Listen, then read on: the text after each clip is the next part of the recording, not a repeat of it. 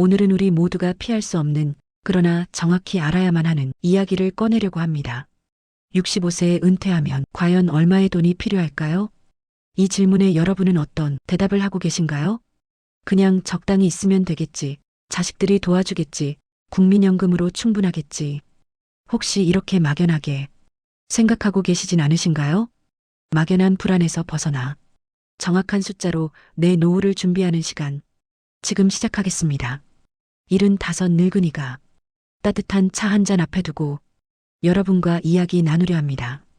그저 여러분들과 같은 세상을 살아가는 평범한 사람입니다. 구독, 좋아요 버튼 한 번씩만 눌러주시면 영상 제작하는데 큰 힘이 됩니다. 감사합니다. 2025년 현재 대한민국은 공식적으로 초고령 사회에 진입했습니다. 65세 이상 인구가 전체 인구의 20.3%를 넘어섰습니다. 국민 5명 중 1명이 어르신이라는 뜻이죠. 그런데 더 놀라운 사실이 있습니다. 우리가 희망하는 은퇴 나이는 평균 65세지만 실제 은퇴는 56세에 일어납니다. 무려 9년이나 빨리 은퇴하게 된다는 거죠. 그리고 은퇴 후 생활은 평균 25년에서 30년을 이어갑니다. 여러분 계산이 되시나요? 30년을 버틸 돈이 준비되어 있습니까? 오늘 이 영상에서는 통계청, 국민연금공단, KB금융경영연구소 등 신뢰할 수 있는 기관의 최신 데이터를 바탕으로 은퇴 후 생활비의 진실을 낱낱이 파헤쳐 보겠습니다. 첫 번째로 평균 생활비입니다. 가장 먼저 알아야 할 것은 얼마가 필요한가입니다. 2024년 통계청 가계금융복지조사에 따르면 은퇴를 앞둔 분들이 생각하는 은퇴 후 부부 기준 월 평균 생활비는 이렇습니다. 부부 가구를 기준으로 최소 생활비는 월 240만 원입니다. 이것은 기본적인 의식주만 해결하는 수준을 의미합니다. 적정 생활비는 월 336만 원으로 여행, 취미, 손자녀 용돈 등을 포함한 금액입니다. 이 숫자는 작년보다 각각 9만 원, 11만 원씩 올랐습니다. 물가가 오르면서 생활비도 계속 증가하고 있다는 뜻입니다. 그런데 KB금융경영연구소의 2025 골든라이프 보고서는 조금 다른 수치를 제시합니다. 최소 생활비는 월 248만 원, 적정 생활비는 월 350만 원으로 나타났습니다. 왜 기관마다 조금씩 다를까요? 조사 대상과 방법이 다르기 때문입니다. 하지만 중요한 건 대략 250만 원에서 350만 원 사이라는 공통된 결론입니다. 혼자 사시는 분들은 어떨까요? 2023년 통계청 1인 가구 조사에 따르면 월 평균 소비 지출은 163만 원이고 실제 조달 가능 금액은 165만 원으로 나타났습니다. KB연구소 조사에서는 1인 가구가 예상하는 조달 가능 금액이 165만 원으로 나타났는데 이는 부부가구 257만 원의 64% 수준입니다. 그런데 여기서 충격적인 사실이 있습니다. KB연구소 조사에서 밝혀진 아주 중요한 진실입니다. 부부가구가 희망하는 적정 생활비는 350만 원이지만 실제 조달 가능 금액은 257만 원에 불과합니다. 매달 93만 원이 부족한 겁니다. 1인 가구는 희망하는 적정 생활비가 약 250만 원인데 실제 조달 가능 금액은 165만 원입니다. 매달 85만 원이 부족합니다. 매달 93만 원이 부족합니다. 부부 기준으로 말입니다. 1년이면 1116만 원, 10년이면 1억 1160만 원이 부족하다는 계산이 나옵니다. 30년을 살면 3억이 넘는 돈이 부족한 겁니다. 여러분 이 숫자가 느껴지시나요? 국민연금연구원의 제10차 국민노후보장 패널 조사는 지역별 차이도 보여줍니다. 수도권 거주 은퇴자는 월 평균 286만 원을 지출하는 반면 지방 거주자는 242만 원을 지출합니다. 수도권이 월 44만 원 더 필요한 셈입니다. 그렇다면 이렇게 생각하실 수 있습니다. 나는 소박하게 살 거니까 최소 생활비로도 충분해. 과연 그럴까요? 다음 장에서 실제 지출 항목을 하나하나 뜯어보겠습니다. 필수적으로 지출되는 항목 분석입니다. 이제부터가 정말 중요합니다. 막연하게 250만 원, 300만 원 이렇게 말하면 실감이 안 나죠. 그래서 준비했습니다. 실제 은퇴 후 돈이 어디로 나가는지 항목별로 쪼개서 보겠습니다. 2024년 통계청 가계 동향 조사를 바탕으로 65세 이상 2인 가구의 실제 소비 지출을 분석했습니다. 먼저 먹어야 살 수 있는 식비 항목 한번 봅시다. 가장 큰 비중을 차지하는 것이 바로 식비입니다. 월 평균 58만 원에서 62만 원 정도가 나갑니다. 하루 세 끼를 계산하면 하루에 약 2만 원입니다. 아침 5천 원, 점심 7천 원, 저녁 8천 원 정도로 잡으면 딱 맞습니다. 여기에 간식이나 커피 값은 별도입니다. 직접 장을 봐서 해먹으면 좀 줄일 수 있지 않냐고요? 맞습니다. 하지만 나이 들수록 요리하기가 힘들어집니다. 특히 혼자 사시는 분들은 배달 음식이나 외식 비중이 더 높아집니다. 실제로 70대 이상 1인 가구의 경우 외식비가 식비의 40%를 넘습니다. 집에서 혼자 밥 차려 먹기가 쉽지 않으시다는 거죠. 두 번째로 큰 항목이 주거비입니다. 월 평균 35만 원에서 45만 원이 나갑니다. 집이 내 집인데 무슨 주거비냐고요? 관리비가 있습니다. 아파트 관리비는 기본 월 15만 원에서 20만 원입니다. 전기세, 수도세, 가스비를 합치면 여름 겨울에는 30만 원을 훌쩍 넘어갑니다. 집 수리비도 빼놓을 수 없습니다. 보일러 고장, 수도, 누수, 싱크대 교체 한번 고장나면 적게는 50만 원에서 많게는 200만 원까지 나갑니다. 이걸 1년으로 나누면 월 평균 10만 원에서 15만 원은 잡아야 합니다. 만약 전세나 월세에 사신다면 이야기가 완전히 달라집니다. 서울 기준 1인 가구 월세가 평균 60만 원에서 80만 원입니다. 지방도 40만 원은 기본입니다. 세 번째는 의료비입니다. 월 평균 32만 원에서 40만 원이 나갑니다. 건강보험이 있는데 왜 이렇게 많이 나가냐고요? 건강보험은 본인 부담금이 있습니다. 병원 진료비의 30%는 본인이 내야 합니다.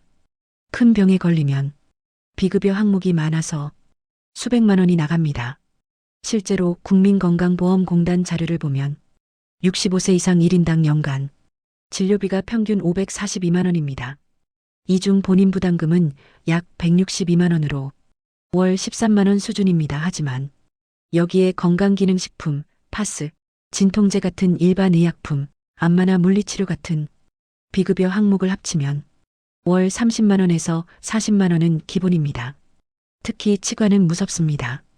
임플란트 한 개에 100만 원에서 150만 원입니다. 틀리도 보험 적용이 되지만 본인 부담금이 만만치 않습니다. 네 번째는 교통비입니다. 월 평균 18만 원에서 25만 원이 나갑니다. 65세 이상은 지하철 버스가 공짜 아니냐고요? 맞습니다. 하지만 택시를 타게 됩니다. 몸이 불편하면 버스 타기가 힘듭니다. 짐을 들고 있으면 계단 오르기도 힘듭니다. 자가용이 있으면 유류비, 보험료, 세금, 정비비가 나갑니다. 경차 기준으로 월 20만 원에서 30만 원은 기본입니다. 중형차는 40만 원이 넘습니다. 실제로 한국교통안전공단 조사에 따르면 65세 이상 운전자의 월 평균 교통비는 27만 원으로 나타났습니다. 다섯 번째는 통신비입니다. 월 평균 3만 원에서 5만 원이 나갑니다. 휴대폰 요금이 부부 합쳐서 월 56만 원 정도입니다. 여기에 인터넷 요금 3만 원을 더하면 10만 원입니다. 요즘 스마트폰 없이는 못 살잖아요.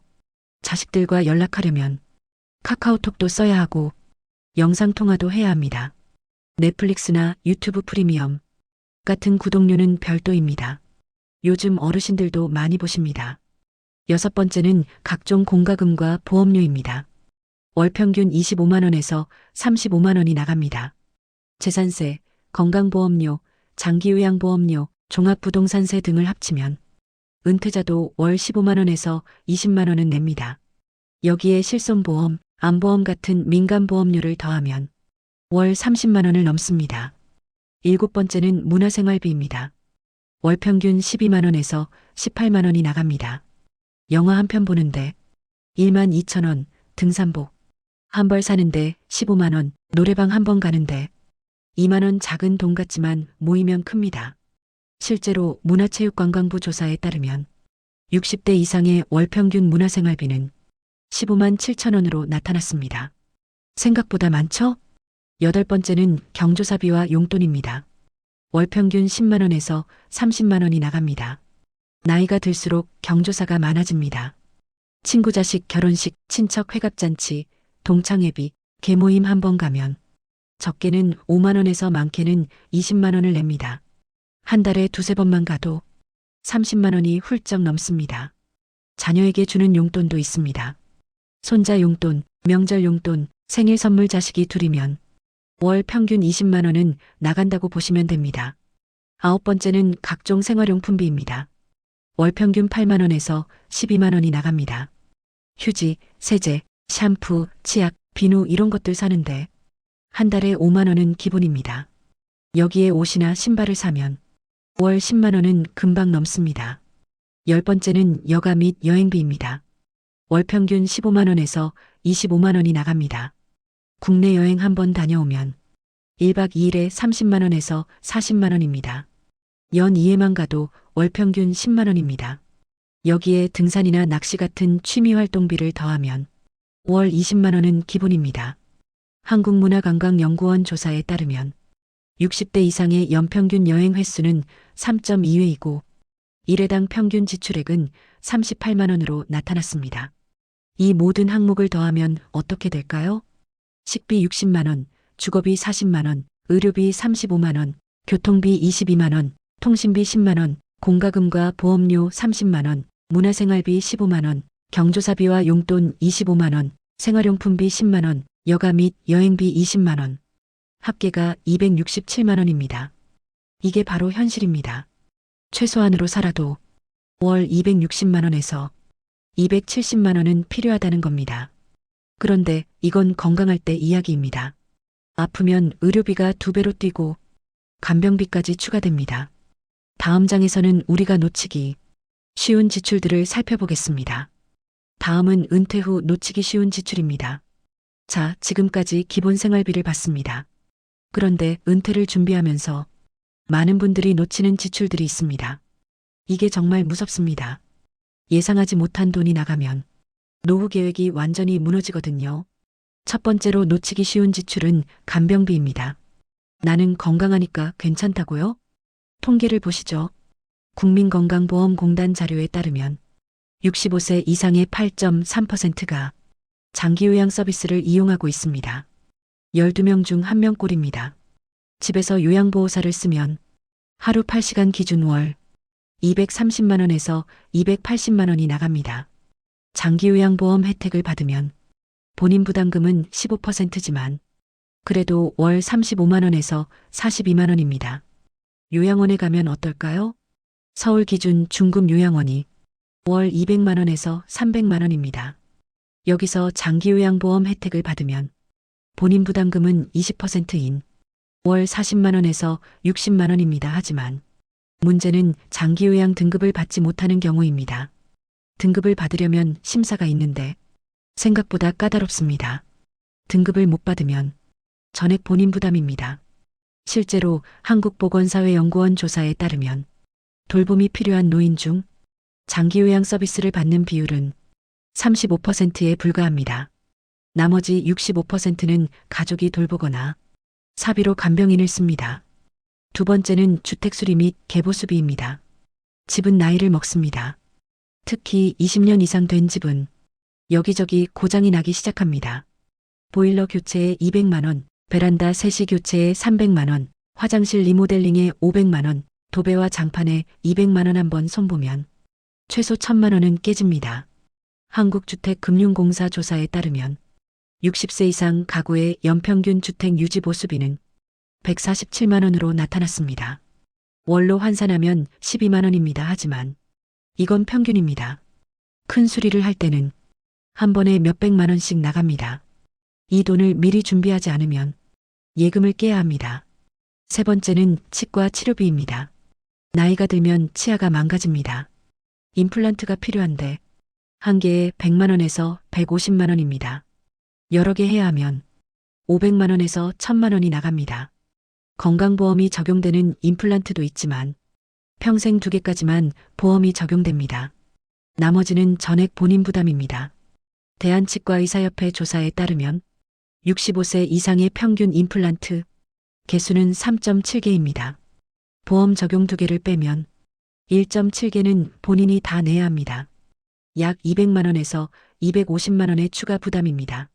네 번째는 예상치 못한 질병 치료비입니다. 암에 걸리면 어떻게 될까요? 항암 치료는 건강보험이 적용되지만 비급여 항목이 많습니다. 표적 치료제는 한 번에 300만 원에서 500만 원입니다. 보험 적용이 안 되는 약은 전액 본인 부담입니다. 중앙암 등록 본부 자료에 따르면 암 환자의 연평균 의료비는 1,489만 원이고 이중 본인 부담금은 평균 312만 원입니다. 실손보험이 있으면 좀 나은데 없으면 전부 본인이 내야 합니다. 뇌졸중이나 심근경색 같은 중증질환도 마찬가지입니다. 수술비, 입원비, 재활치료비를 합치면 수천만 원이 나갑니다. 다섯 번째는 자녀 지원비입니다. 은퇴 후에도 자녀를 돕는 경우가 많습니다. 결혼자금, 전세자금, 육아지원, 학자금 한번 도와주면 수백만 원에서 수천만 원이 나갑니다. 통계청 사회조사에 따르면 60세 이상 부모 중 자녀에게 경제적 지원을 하는 비율이 42.3%에 달합니다. 10명 중 4명은 은퇴 후에도 자녀를 돕고 있다는 뜻입니다. 특히 결혼자금과 전세자금 지원이 큽니다. 서울 기준 전세자금 지원이 평균 1억 원 수준입니다.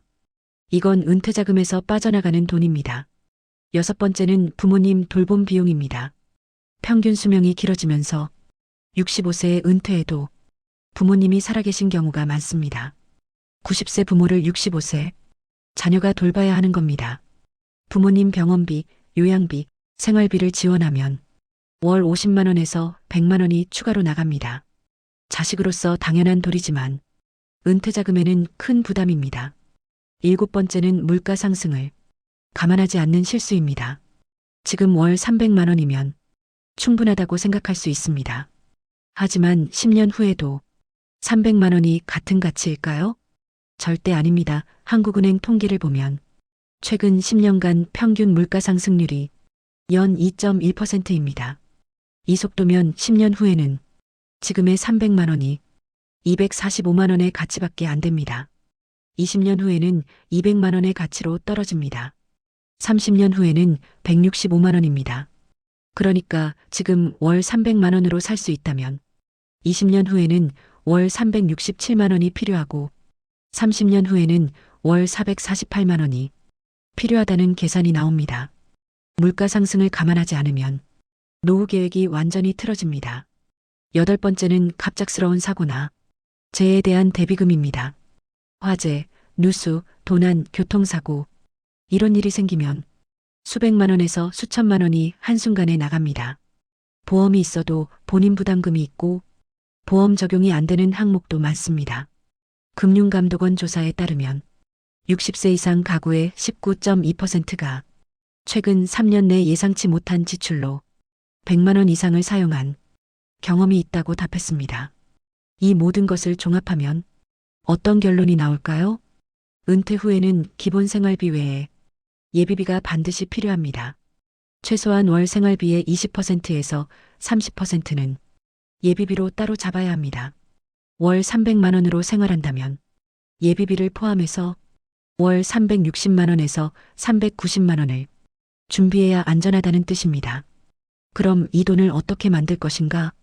다음 장에서 연금과 저축, 투자 관점에서 현실적인 조언을 드리겠습니다. 자, 지금까지 얼마가 필요한지 봤습니다. 이제는 그 돈을 어떻게 만들 것인지 이야기해 보겠습니다. 먼저 국민연금부터 보겠습니다. 많은 분들이 국민연금만 있으면 될 거라고 생각하십니다. 과연 그럴까요? 2025년 1월 기준 국민연금 평균 수령액은 월 62만 원입니다. 부부가 둘 다 받으면 124만 원입니다. 생각보다 적죠? 이걸로 월 300만 원 생활비를 충당할 수 있을까요? 절대 불가능합니다. 176만 원이 부족합니다. 더 큰 문제는 국민연금을 40년 꽉 채워 넣은 사람도 드물다는 겁니다. 평균 가입 기간이 17년밖에 안 됩니다. 중간에 직장을 그만두거나 자영업을 하면서 빠진 기간이 많기 때문입니다. 국민연금연구원 자료에 따르면 2024년 신규 수급자의 평균 연금액은 월 60만 4천 원입니다. 20년 이상 가입한 사람도 평균 89만 원밖에 못 받습니다. 더 심각한 사실은 국민연금이 앞으로 줄어들 수 있다는 겁니다. 국민연금 재정추계위원회 발표에 따르면 현재 추세라면 2055년에 기금이 고갈됩니다. 그러면 연금액이 삭감되거나 보험료율이 올라갑니다. 젊은 세대는 지금보다 훨씬 적은 연금을 받거나 훨씬 많은 보험료를 내야 할 가능성이 큽니다.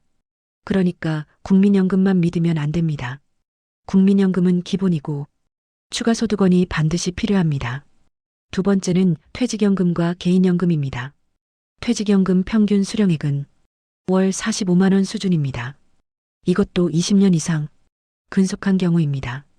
중소기업 근로자나 자영업자는 더 적거나 아예 없는 경우가 많습니다. 개인연금은 어떨까요? 가입한 사람이 많지 않습니다. 금융감독원 통계를 보면 개인연금 가입률이 50세 이상에서 38.2%에 불과합니다. 10명 중 6명은 개인연금이 없다는 뜻입니다. 가입했다 해도 월 수령액이 평균 35만 원 수준입니다. 20년 넣어서 35만 원 받는 겁니다. 국민연금 62만 원, 퇴직연금 45만 원, 개인연금 35만 원을 다 합쳐도 142만 원입니다. 부부가 둘 다 받아도 284만 원입니다. 월 300만 원 생활비에도 모자랍니다. 세 번째는 예금과 적금입니다. 많은 분들이 은행에 돈을 넣어두면 이자로 살 수 있다고 생각합니다. 과연 그럴까요? 2025년 현재 정기예금 금리가 연 3.5% 정도입니다. 1억 원을 넣으면 1년에 350만 원의 이자를 받습니다. 세금 15.4%를 떼면 296만 원이 남습니다. 월 24만 6천 원입니다. 5억 원을 넣어야 월 123만 원의 이자를 받습니다. 10억 원을 넣어야 월 246만 원입니다. 그런데 물가 상승률이 연 2.1%라고 했죠? 금리 3.5%에서 물가 상승률 2.1%를 빼면 실질 수익률은 1.4%밖에 안 됩니다. 게다가 예금만 믿으면 목돈이 계속 줄어듭니다. 매달 생활비로 뺐으면 원금이 감소하고 이자도 줄어듭니다. 한국은행 가계금융복지조사에 따르면 60대 가구의 평균 금융자산은 1억 8천만 원입니다. 이 돈으로 이자만 받으면 월 44만 원입니다. 턱없이 부족합니다. 네 번째는 부동산입니다. 내 집이 있으니 팔면 되지 않냐고요? 맞습니다. 하지만 집을 팔면 어디서 살 건가요? 서울에 10억짜리 집이 있다고 해봅시다. 팔아서 5억으로 지방에 집을 사고 5억으로 노후 생활을 한다? 가능은 합니다. 5억을 연 3.5% 금리로 굴리면 월 이자가 123만 원입니다. 국민연금 부부 합산 124만 원을 더하면 247만 원입니다. 그래도 부족합니다. 게다가 지방으로 이사 가면 병원 가기도 불편하고 자녀들 보기도 힘듭니다. 나이 들어서 새로운 환경에 적응하기도 쉽지 않습니다. 주택연금을 활용하는 방법도 있습니다.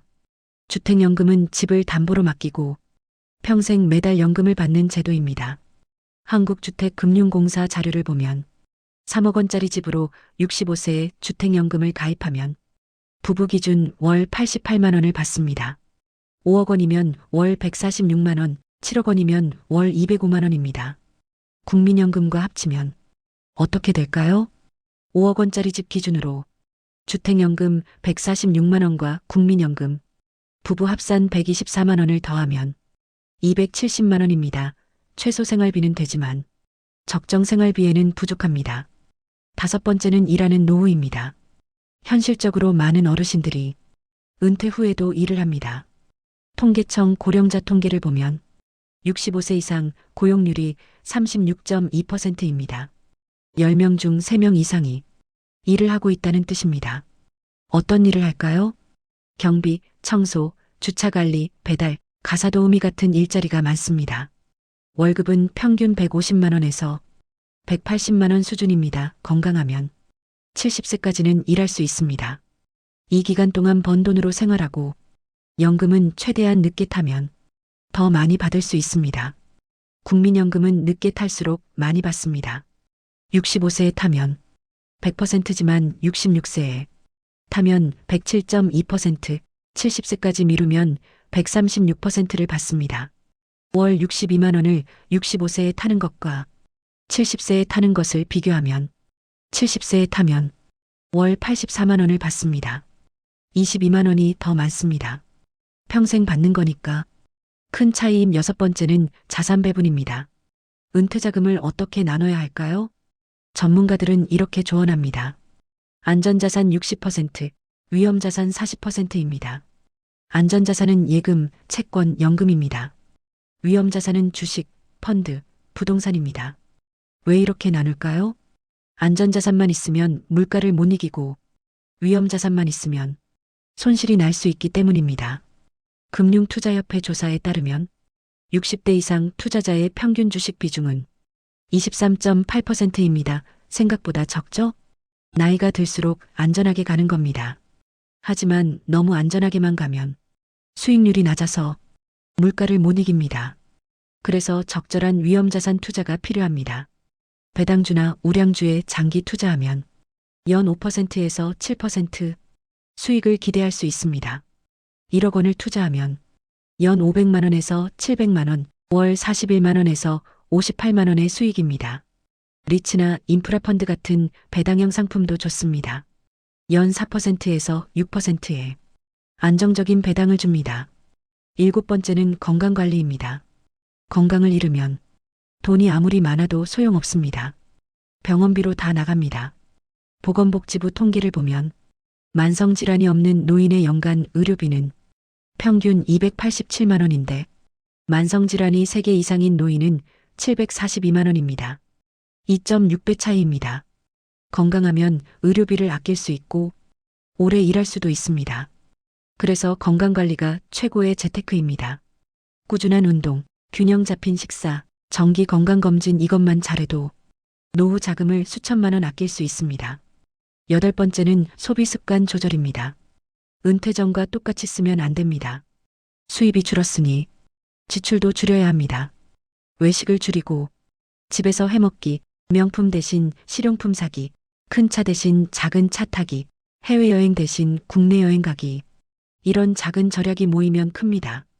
한국소비자원 조사에 따르면 60대 이상 가구가 소비를 10%만 줄여도 연 300만 원 이상을 절약할 수 있다고 합니다. 아홉 번째는 정부 지원 제도를 적극 활용하는 겁니다. 기초연금이 있습니다. 만 65세 이상 소득 하위 70%에게 월 최대 32만 3천 원을 줍니다. 부부가 둘 다 받으면 51만 7천 원입니다. 재산이 많거나 소득이 높으면 못 받지만 생각보다 많은 분들이 대상입니다. 꼭 신청하세요. 장기요양보험도 있습니다. 등급을 받으면 요양원이나 재가 서비스를 저렴하게 이용할 수 있습니다. 경로우대 제도도 있습니다. 지하철 무료, 국립공원 무료, 문화시설 할인. 이런 것들을 잘 활용하면 연 100만 원 이상 절약할 수 있습니다. 현실적인 목표 설정. 마지막 열 번째는 현실적인 목표를 세우는 겁니다. 무턱대고 월 500만 원씩 쓰며 살겠다는 건 비현실적입니다. 내가 가진 자산과 받을 수 있는 연금을 정확히 계산해서 현실적인 생활비를 정해야 합니다. 은퇴 전문가들은 이렇게 조언합니다. 은퇴 5년 전부터 실제로 은퇴 후 생활비로 살아보라고요.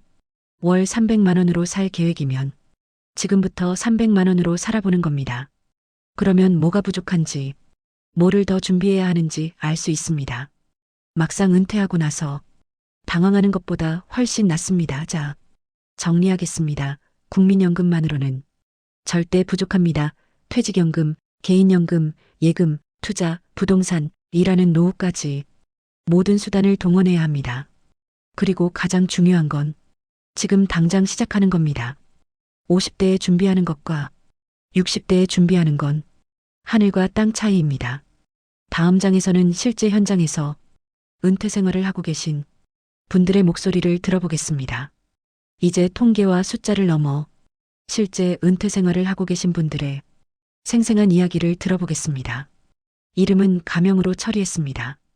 김영수 씨 68세 부부 가구. 김영수 씨는 대기업에서 30년 근무하고 58세에 명예퇴직했습니다. 퇴직금 2억 5천만 원을 받았고 국민연금은 월 95만 원, 부인은 월 40만 원을 받습니다. 합쳐서 135만 원입니다. 서울 강동구에 시세 7억 원짜리 아파트를 갖고 있습니다. 퇴직금 2억 5천만 원은 예금과 펀드에 나눠놨습니다. 김 씨의 고백입니다. 솔직히 말씀드리면 처음에는 여유 있게 살 줄 알았어요. 퇴직금도 있고 연금도 받고 집도 있으니까요. 그런데 막상 살아보니까 돈이 정말 빨리 나가더라고요. 병원비가 제일 큽니다. 저는 당뇨가 있고 와이프는 고혈압이 있어요. 한 달에 병원비만 30만 원은 나갑니다. 약값, 건강식품까지 하면 50만 원이 넘어요. 자식들한테 손 벌리긴 싫고 그렇다고 우리끼리 알아서 살기도 빠듯하고 요즘 70 넘은 친구가 경비 일한다고 하더라고요. 저도 심각하게 고민 중입니다. 퇴직금 2억 5천만 원 중에 벌써 5천만 원을 썼어요. 10년이면 다 없어질 것 같아요. 그 다음엔 어떻게 살아야 할지 막막합니다.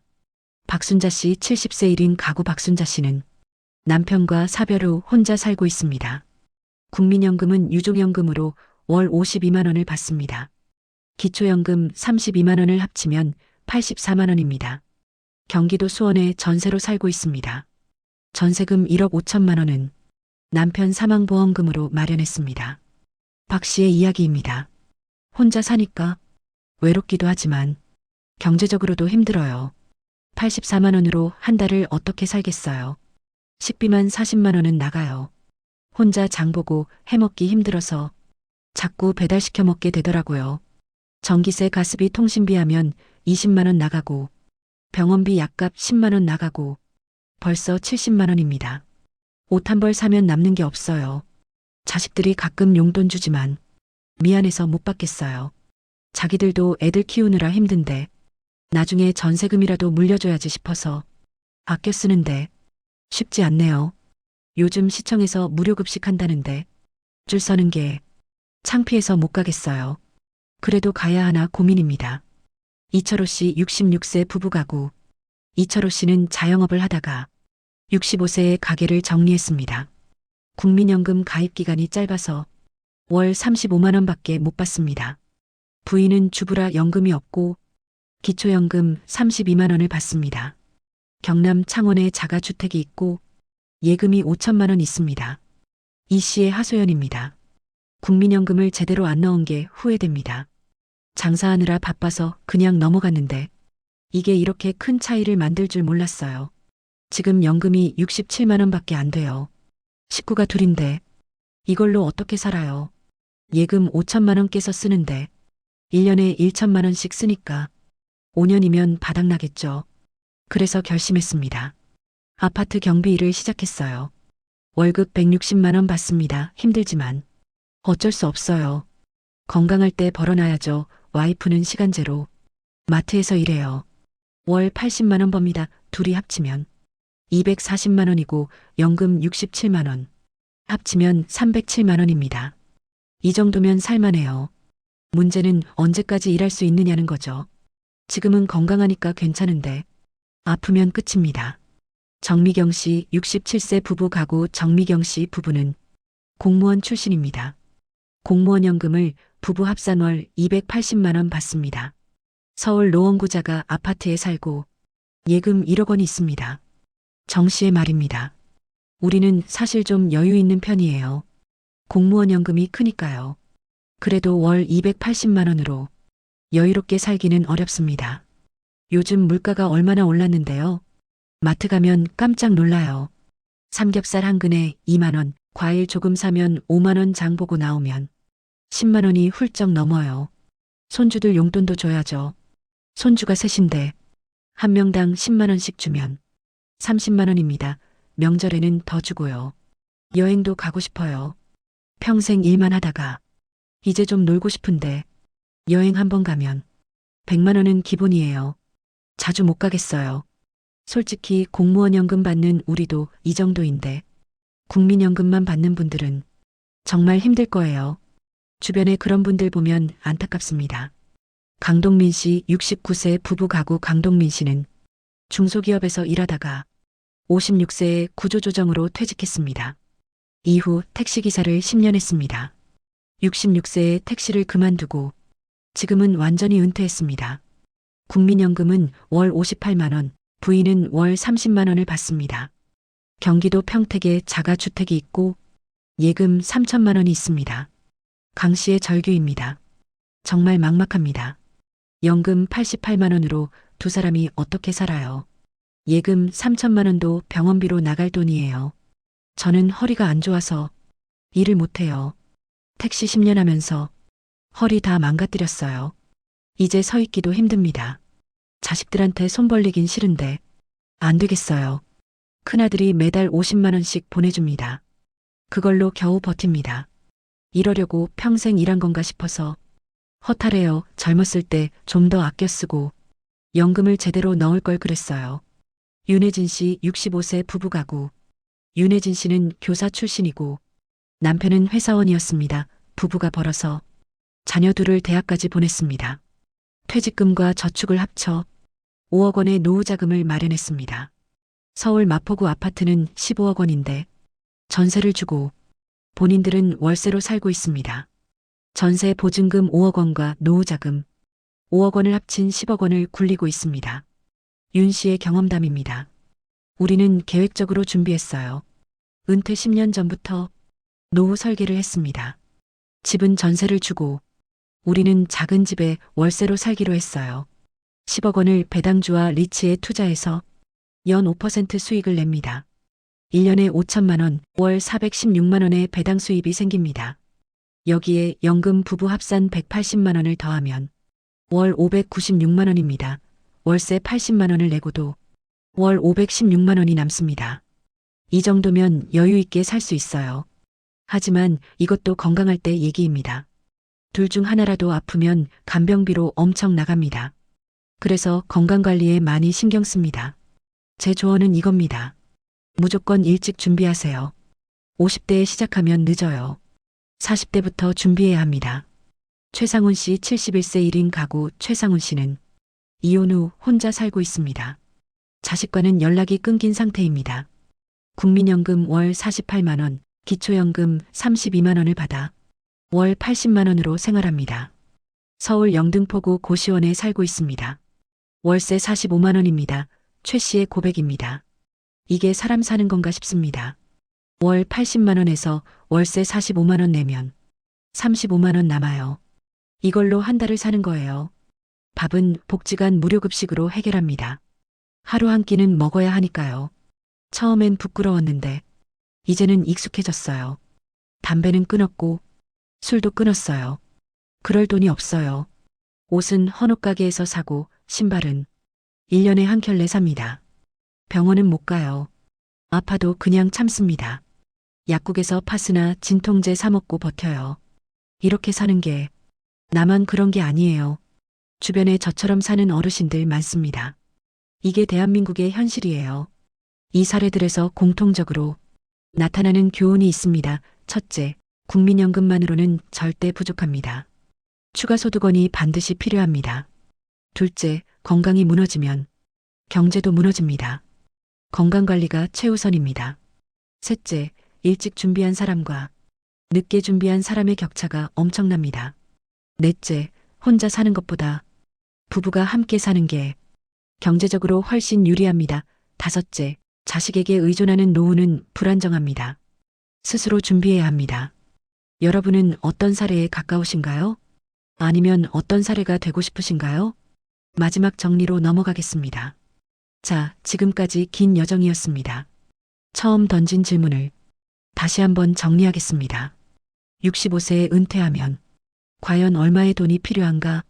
부부 기준 최소 생활비는 월 240만 원에서 250만 원입니다. 적정 생활비는 월 330만 원에서 350만 원입니다. 1인 가구 기준 최소 생활비는 월 160만 원에서 170만 원입니다. 적정 생활비는 월 230만 원에서 250만 원입니다. 여기에 예상치 못한 지출을 대비한 예비비 20%를 더하면 부부 기준 월 360만 원에서 420만 원이 필요합니다. 30년을 산다고 가정하면 총 12억 9천만 원에서 15억 1천만 원이 필요합니다.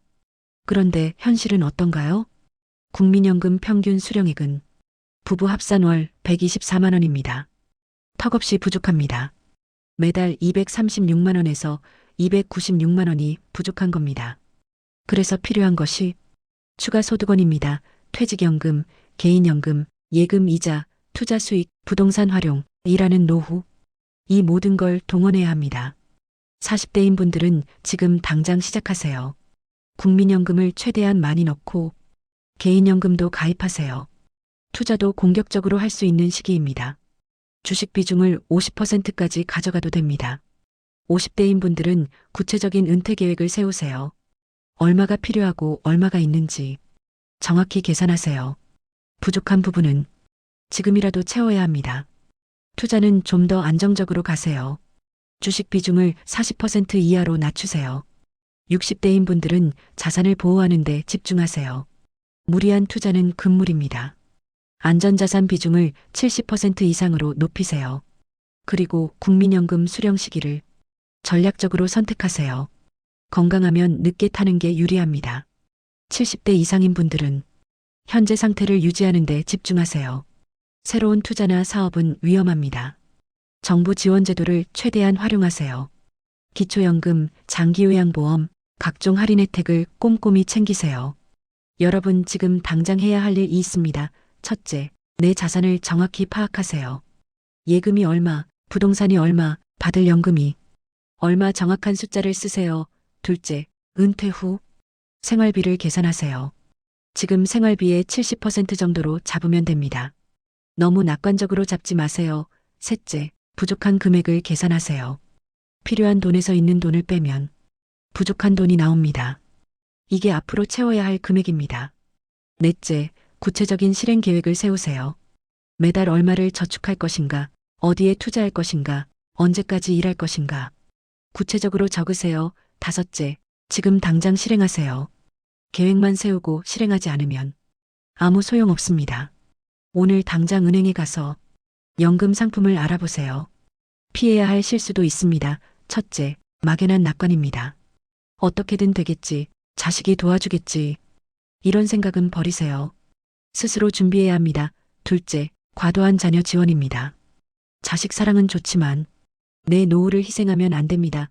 결혼자금, 전세자금 지원은 내 노후 자금을 충분히 확보한 후에 하세요. 셋째, 무리한 투자입니다. 원금 보장 안 되는 상품, 이해 안 되는 상품, 고수익을 약속하는 상품, 절대 손대지 마세요. 노후 자금은 잃으면 다시 만들 수 없습니다. 넷째, 건강관리 소홀입니다. 돈만 모으고 건강을 잃으면 그 돈이 다 병원비로 나갑니다. 운동하고 건강검진 받으세요. 다섯째, 은퇴 준비 미루기입니다. 내년에 하지, 다음 달에 하지 이러다가 은퇴가 코앞입니다. 지금 당장 시작하세요. 희망도 있습니다. 지금까지 무서운 이야기를 많이 했습니다. 부족하다, 준비 안 되어 있다, 힘들다. 이런 이야기들이었죠. 하지만 절망하지 마세요. 지금이라도 시작하면 됩니다. 늦었다고 생각할 때가 가장 빠른 때입니다.